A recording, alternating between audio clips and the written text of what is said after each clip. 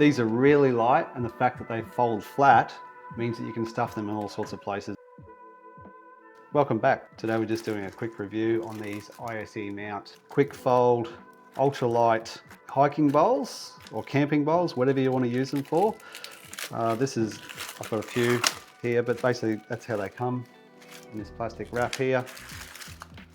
And when they come, you got to remove these little plastic tabs here.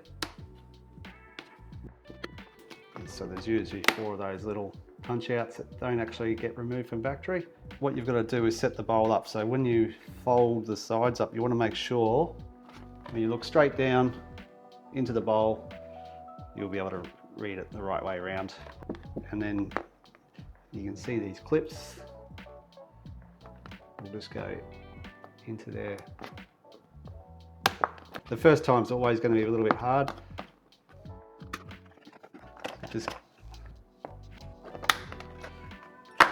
And that's your bowl.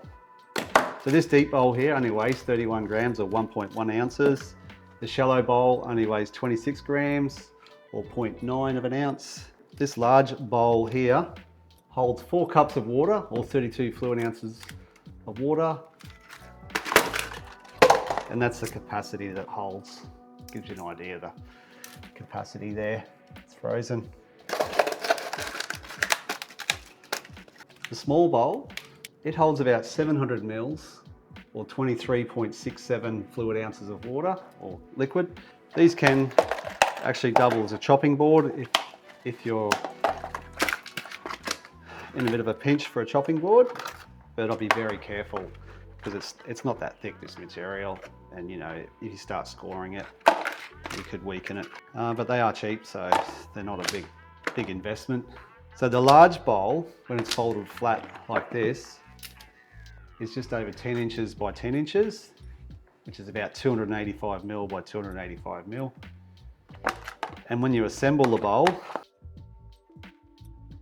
it's about 6.5 inches by 6 inches, thereabouts, which is about 175 mil by 155 mil at the top.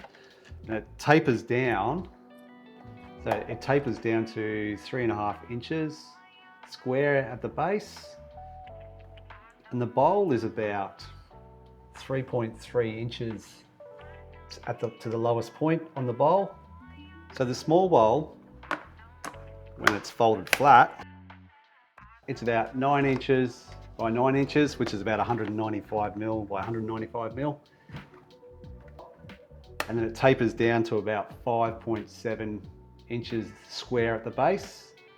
And the bowl is only about 35 mil or 1.37 inches at the lowest point, the height. This company also makes a fold-up cup and a coffee filter, but I personally wouldn't use one of those for boiling hot liquids. I just prefer a conventional cup. My understanding is that Oricase were the early pioneers in folding bowls and have since ceased trading, but Fozzils used this same concept and improved upon the idea with snap fasteners. Now you have this company, ISE Mount, or I don't even know how to pronounce it, ISE Mount Camping, replicating the Fozzils bowl and selling them at a considerably cheaper price. So these bowls, when they're folded flat, they're really easy to clean. These are not designed for dishwasher use, but I have used these in the dishwasher on the pot cycle twice already, and they seem to be holding up okay. These bowls are made in China. With these bowls, there are no measurement marks on the side, like the Fozzils bowl.